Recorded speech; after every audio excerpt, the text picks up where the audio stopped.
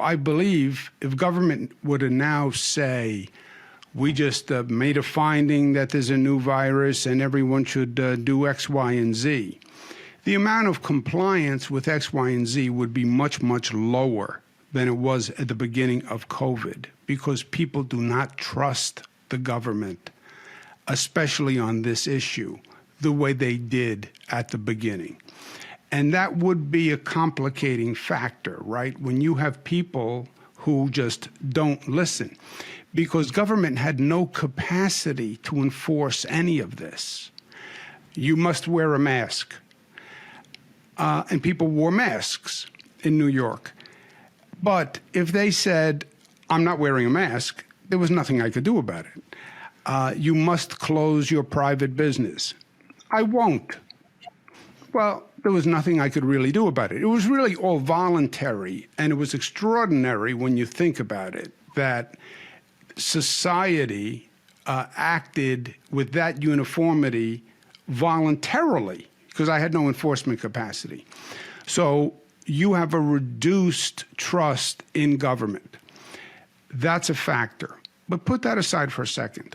When you say, I don't think we've learned the lessons, or maybe we haven't learned the lessons, not to mischaracterize what you just said, I don't think we have learned the basic lesson of preparedness on any level. You know, we talk about public health. You've written great books on public health. We teach public health. But operationally, we are very weak when it comes to public health. And that was exposed during COVID. There is no testing capacity that can handle a nationwide pandemic. It didn't exist. We had a state lab, and then we gathered all the private labs together, but they didn't have any capacity to do testing of 18 million people. It greatly exceeded their capacity, and they had no capacity to increase their capacity. We had no operation that could do the testing itself. We had to use the military to do the testing, and it was all ad hoc. There was no emergency medical response team that could show up on the ground where you could get 1,000 doctors and nurses to come staff an emergency hospital. We had to piece it together from private hospitals. We couldn't find masks. We were sending planes to China to find masks. Every state, by the way, on their own, trying to find masks and tests, etc. So we saw the lack of a public health system, which, not to go on, but is ironic to me because climate change has generated many more natural emergencies, floods, fires, storms, etc. And we have developed a much better emergency response system for natural disasters than we ever had. The government is much better at it. This is not Hurricane Katrina in New Orleans.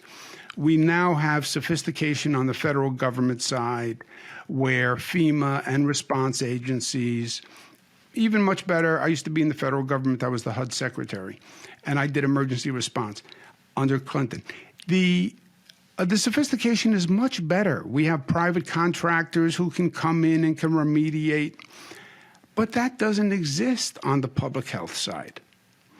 And we still, if COVID happened today, we would be in worse shape than we were, because now we have the governmental distrust factor, where many Americans would just thumb their nose at whatever government said, and we really haven't increased the operational capacity. There was supposed to be regional stockpiles, where you would have respirators and emergency equipment and vials and samples. None of that exists. And the federal government turned to the states, and you were a health commissioner, and said, well, you're responsible, New York State, you're responsible, Baltimore, to handle this. Handle it with what? The hospitals are private hospitals. I can't commandeer the private hospitals. There is no public health workforce of any scale. I don't have medical supplies. I don't stock medical supplies. I can't produce medical supplies. And none of that has really advanced beyond the incremental since COVID. And that's the second nightmare that, fool me once. Okay, we got caught with COVID, and we learned that there's something called N95 mask, and we didn't have them. Okay, but I don't believe we have really made the kinds of changes we needed to make and investments we needed to make in public health so that we are operationally ready for the next one. Yeah, I completely agree with you. The amount of preparedness that we could have, or the number of lessons that we could have learned from this and implemented, we did not do.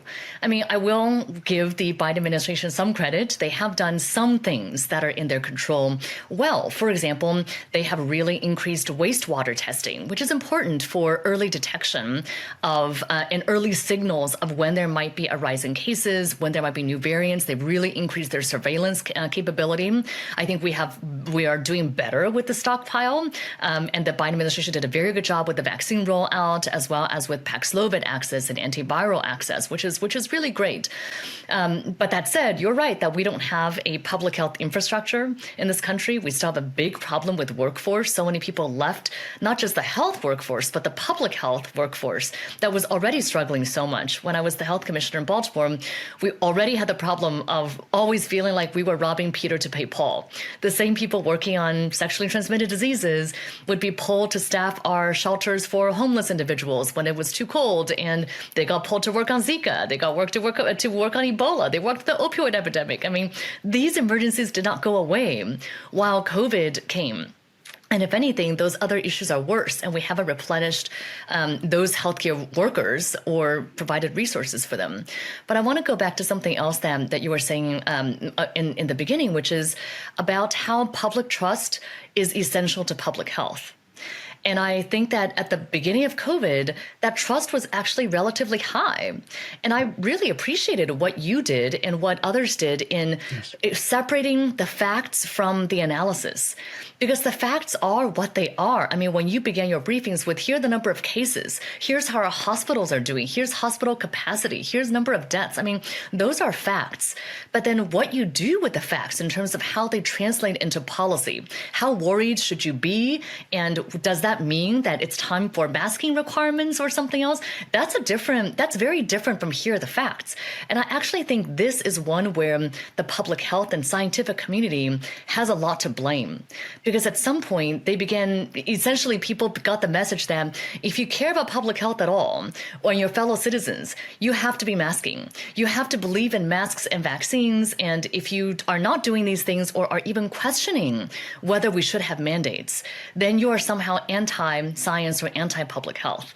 There were topics that we now know are actually, they're not controversial, but they're more debatable, as in we should have a robust scientific conversation around them. For example, natural immunity, which actually is a thing. But for a long time, it was taboo to bring it up for fear that you might be called an anti-vaxxer. And so I think that public trust has been eroded, yes, by people who are perpetuating misinformation and disinformation. But I think that the people in the scientific community who did not do a very good job of separating fact from opinion also help to erode that trust, because science is something that is evolving. There are few things that are not controversial. And so starting with the facts, but then very clearly moving to, hey, public health by definition is about weighing really difficult things. It's trying to balance individual rights and what's best for society. And so just because you have a fact or a number of people getting infected doesn't mean that these restrictions have to follow. And so separating those things and making clear the difficulty of these decisions and the nuance and complexity of these decisions, I think is actually really important to restoring that trust again.